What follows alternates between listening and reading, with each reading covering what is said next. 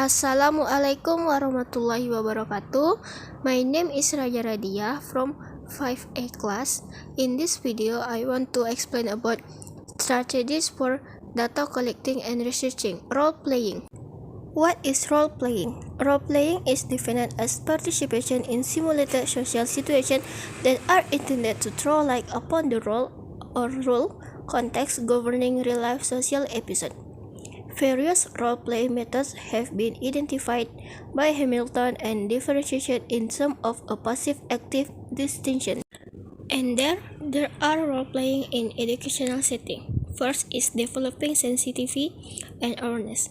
The definition of positions such as mother, teacher, police officer, and priest, for example, explicitly or implicitly incorporate various role characteristics which often lead to the stereotype of position occupant. Second is experiencing the pressure which create roles. Role-playing provides study material for group members on the ways in which roles are created in, for example, a committee. It enables subjects to explore the interaction of formal structure and individual personality in role talking. And then is testing out for oneself possible mode of behavior. In effect, this is the rehearsal syndrome. And the last is simulating a situation for other and possibly oneself to learn from. Here, the role player provides material for others to use and work upon. In the simplest situation, there is just one role player acting out a specific role. The next few follow-up steps. One is setting objective. The first observation made by Feynman is that teachers must begin by asking themselves what exactly their intentions are in teaching by means of role-play. Second is determining external constraints. Role-play can be extremely time-consuming. It is vital, therefore, that from the outset, teachers should be aware of the following factors that may inhibit or even preclude the running of a role-play. And then is critical factor. The teacher advice must look at the critical issue involved in the problem area encompassed by the role play and decide who has the power to influence those issues as well as who is affected by the decision to be taken. And that's in choosing or writing the role play.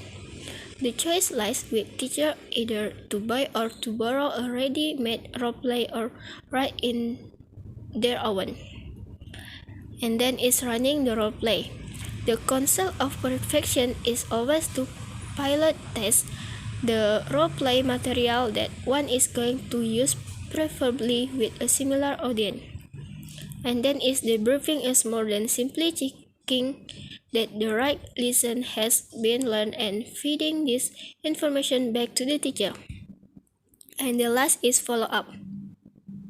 To conclude Feynman's note, the importance of the follow-up session in the teacher planning of the ways in which the role-play exercise will lead naturally into the next learning activity. As to the learning gains arising out of the use of simulation, Taylor and Wolff identify. First is the learning that is afforded at the first level, cognitive, social, and emotional. Then is the decision-making experience that participants acquire. Then an increased role awareness. Then is the ability of simulation to provide a vehicle for free interdisciplinary communication. And the last is the success with which the construct approach afforded by simulation exercise bridge the gap between schoolwork and the real world. Okay, this is all my explanation. Sorry for my mistake. Thank you for the attention. Wassalamualaikum warahmatullahi wabarakatuh.